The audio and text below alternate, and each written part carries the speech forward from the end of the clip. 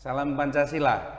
Selamat datang di The 3G Show dari Jari Tangan Jawa Tengah, Jaringan Militan Ganjar Pranowo. Sore hari ini kita kedatangan seorang tamu istimewa lagi, Ibu Kris Septiana, yang biasa dipanggil Mbak Tia terkenalnya. Selamat sore Mbak Tia. Selamat sore. Kunjungannya monggo. Terima kasih sekali. Ya Mbak Tia, Ya. hari-hari ini mungkin Mbak Tia kan sudah mulai sibuk ini, Yeah. ya karena kan berkampanye juga. Kami Yeah. dengar juga Mbak Tia mencalonkan diri untuk di DPRD Provinsi Jawa Tengah. Dapil 1 Ya. Jateng. Sementara Ya. ini ada kendala-kendala nggak Mbak? Kendala sih nggak ada ya. Nggak ada. Tapi kan yang memang harus tetap berjuang bagaimanapun. Gimana caranya kita supaya dekat sama masyarakat, kemudian kita bisa berkomunikasi, mungkin juga menyerap apa yang menjadi persoalan-persoalan yang nantinya insya Allah kalau saya di Dewan ya tentu akan ada Bisa membantu masyarakat yang Jawa Tengah lah. Iya. Mbak Tia, sebelum menjadi ibu wali kota, ibu wali kota ya namanya, ibu wali kota, beliau adalah istri dari Mas Hendi, wali kota Semarang, kota Semarang, 2 periode. Ya. Mbak Tia, sebelum ini apakah Mbak Tia udah pernah terjun di politik? Sebelum Pak Hendi jadi wakil kemudian wali kota, saya malah nggak pernah. Nggak pernah sama ya? sekali tidak pernah yang menyentuh yang namanya politik. Karena saya bekerja di kantor. Oh, dulu kerja di mana Mbak? Saya di perbankan. Oh, di bank. Jadi saya sibuk di perbankan, sibuk bekerja. Kalau Pak Hendi sibuk berorganisasi sambil bekerja. Jadi masalah perpolitikan tuh saya mungkin tidak paham sama sekali. Kaget nggak Mbak? Waktu awal-awal jadi wakil wali kota itu Kaget sekali. kaget sekali. Kaget, terus apa namanya? Itu nangisnya tuh nangis batin. Nangis batin. Karena nggak pernah. Karena kan kalau misalnya di lingkungan pekerjaan itu kan saya satu berhadapan dengan satu tidak banyak. Sekarang begitu jadi Ada protokoler dan lain sebagainya. Ya, padahal saya itu kan orang yang nggak senang duduk di depan. Iya. Saya sukanya duduk di belakang. Kemudian diatur harus duduk di depan. Kemudian di situ banyak ya mungkin ada beberapa wartawan begitu. Saya sampai rumah tuh saya ya Allah. Gitu ya. Mbak Tia asli Semarang dah? Saya asli Semarang. Saya dulu di Peleburan. Oh, daerah Di daerah sini kan. Iya. Daerah elit. Oh, betul. Itu kan daerah kampus, dekat kampus. Iya. Maksudnya dulu kan memang di situ kan banyak perumahan untuk dosen-dosen Undip. Tapi saya di perkampungan biasa, Peleburan. Ya, memang dalam perjalanan waktu kan mau ndak mau penyesuaiannya kan cepet ya Mbak Tia ya. Saya panggil Mbak aja ya daripada Bu ya. Awet nom. Memang masih muda kok. Jadi Mbak Tia ketika Mas Hendi menjabat sebagai wakil wali kota kemudian naik menjadi wali kota itu penyesuaiannya butuh berapa lama Mbak? Oh ya, terutama pada waktu di wakil. Dari wakil itu kan Pak ini mungkin sekitar 1 tahun ya, 1 tahun atau 1,5 itu ya saya belajar. Masih kaget-kagetan.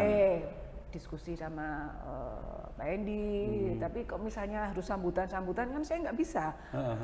Gimana caranya sambutan? Kan otomatis jadi wakil ketua PKK berarti ya. Saya sambutan, saya harus gimana? Saya nggak bisa, tapi selalu saya belajar dari Mas Hendi. Karena Mas Hendi mesti jawabannya gini, wes pokoknya dilakoni wae. Misalnya sambutan, apa sing jadi persoalannya disampaikan wae, dia nggak mau ngasih teorinya.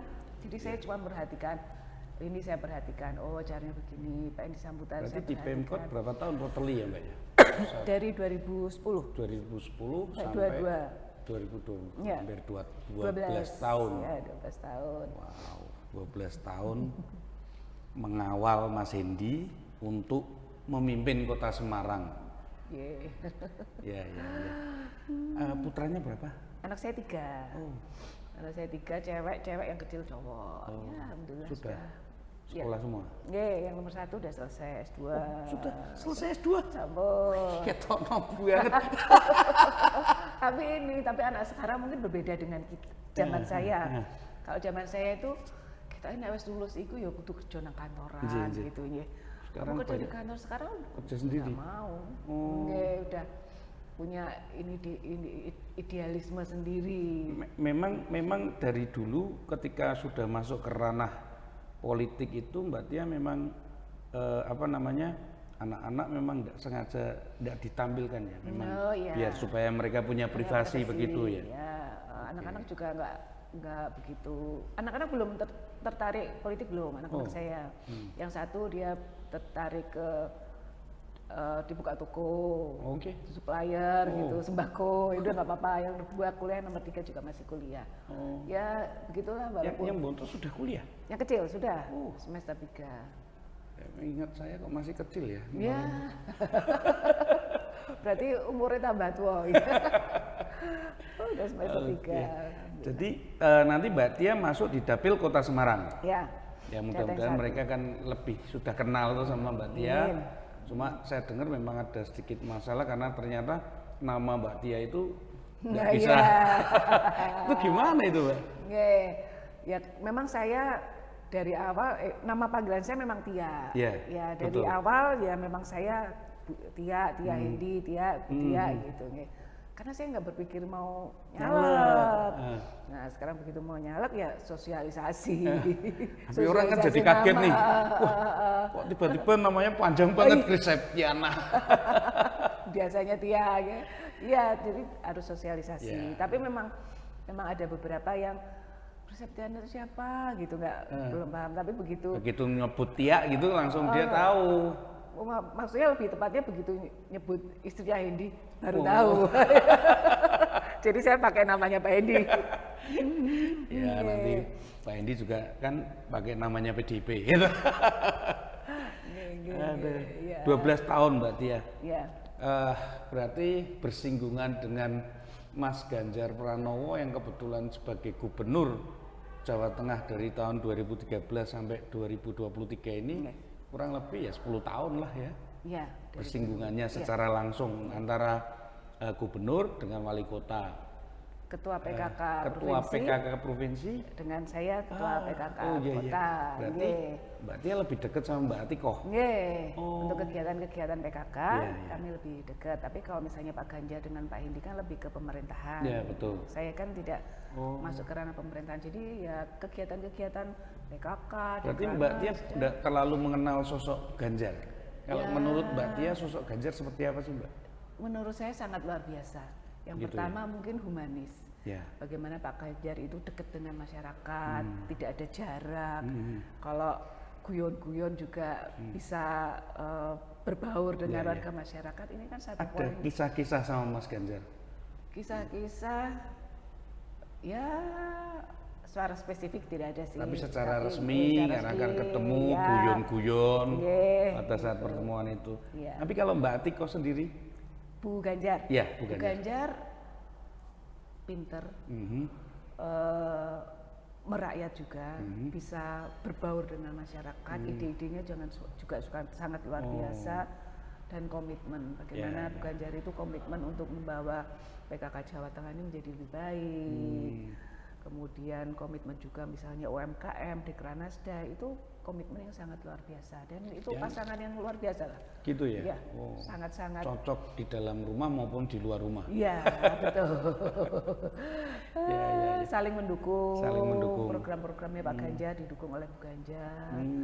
Ya sangat luar biasa. Saya sangat ini mengagumi beliau-beliau. Tapi salah satu kreasi Mbak Tia ini di Kota Semarang adalah kalau nggak salah dengan pembentukan Srikandi di kecamatan Mbak Tia. Itu kan menjaga mereka itu kan tidak mudah. Karena kan dalam tanda petik Srikandi itu kan berarti kan perempuan. Di mana-mana perempuan kadang-kadang suka ngotot kalau minta, gitu tuh. Lah itu gimana caranya ngatur mereka itu, Mbak, biar mereka tetap nganu? Yang penting adalah komunikasi. Karena sampai sekarang masih.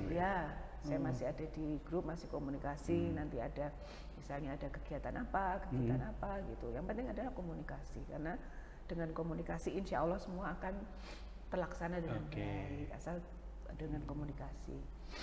Ada acara senam-senam bersama atau acara ya, Jumat, masih tetap Jumat hadir berkah, gitu ya Mbak ya? Jumat berkah ya. Tapi setelah, kalau nggak salah kemarin 2023 ya Mbak Tia berhenti dari jabatan wali kota itu masih di 2022. Ya. Nah, setelah naik pangkat istilahnya ke Jakarta, berarti Mbak Tia tetap masih hubungan sama teman-teman yang di kecamatan itu sekalian gitu. Masih, karena kan kita pertemanan bukan antara istri pemimpin dengan enggak, tapi kita pertemanan, jadi apapun ya kita masih tetap komunikasi. Ya kayak konco dewe lah. Jadi sekarang posisi hubungannya dalam ranah kekancan. Iya, tapi membawa manfaat. Kalau gini kan kita bisa tahu ini pasti Mbak Tia ini 100% lah jadi nanti di caleg. Amin. Lawang membinanya dengan kekancan itu yang susah loh Mbak. Ya. Kalau Mbak Tia sendiri kalau di apa namanya di PKK ketika apa namanya rapat-rapat dengan Bu Ganjar itu apakah ada bantah-bantahan gitu enggak ya? Enggak ada. Dia orangnya oke ya langsung bisa ngayomi juga ya yang di Kota Semarang ya. Bisa ngayomi, bisa menyesuaikan, kemudian ya ide-idenya juga sangat luar biasa. Jadi kami yang ada di wilayah itu ya mengikuti apa yang menjadi arahan beliau, karena memang arahannya beliau itu tidak terlalu yang muluk-muluk atau terlalu yang berlebihan, tapi memang itu yang arahan yang memang dibutuhkan oleh masyarakat, sehingga kami yang ada di kabupaten kota bisa melaksanakannya dengan baik. Tentunya ketika Mbak Tia mau nyalek ini mestinya kan rembukan sama Mas Hendi. Oh ya. Lah nanti kalau Mas Hendi juga nyalon lagi gimana Mbak? Apa ndak nganu ini capek itu? Yang di depan dulu yang di dia depan jadi, dulu. ya.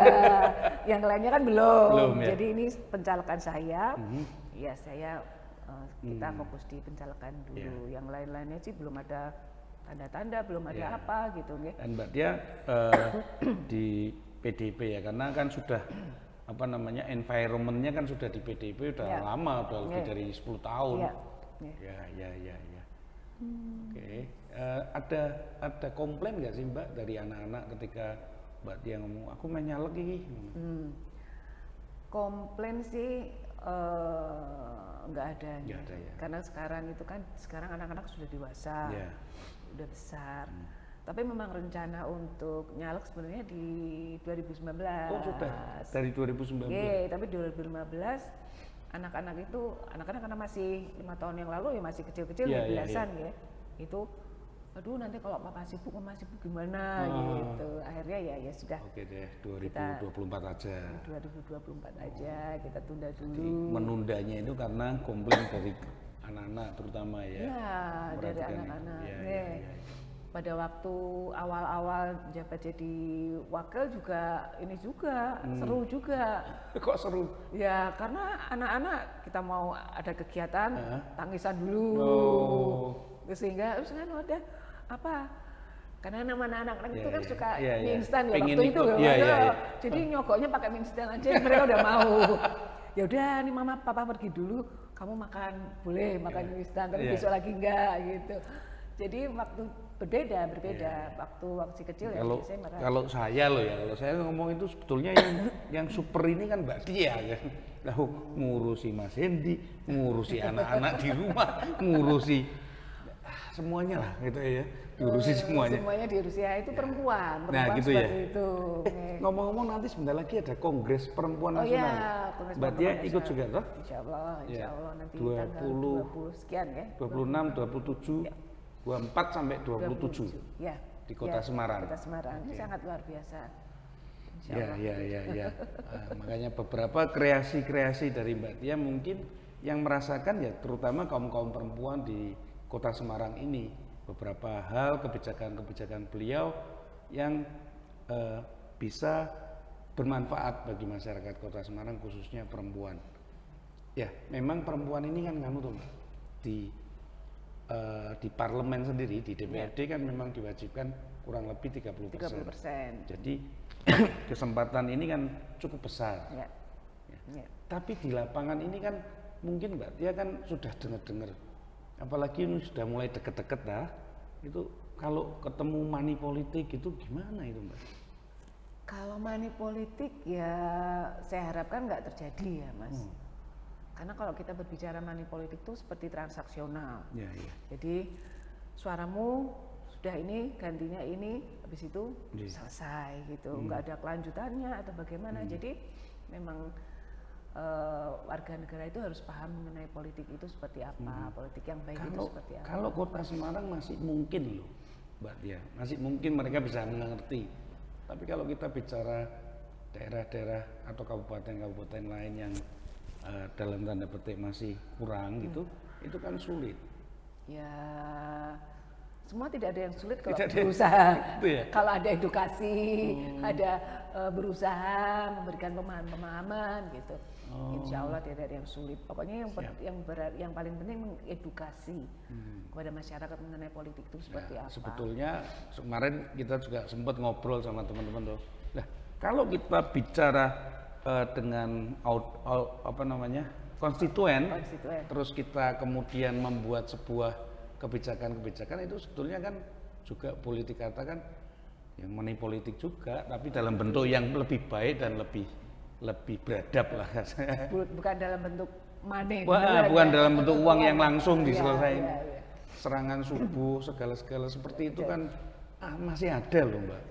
Apalagi yang partai-partai yang gurem gitu kan, mereka kan kepengen jadi.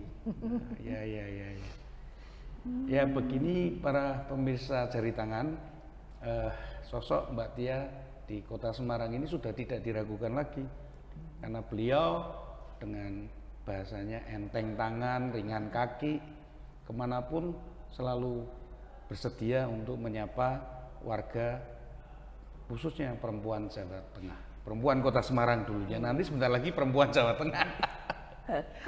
Semakin luas loh Mbak, kalau jadi DPRD provinsi, berarti yang diurusi Mbak Tia kan tidak cuma Kota Semarang.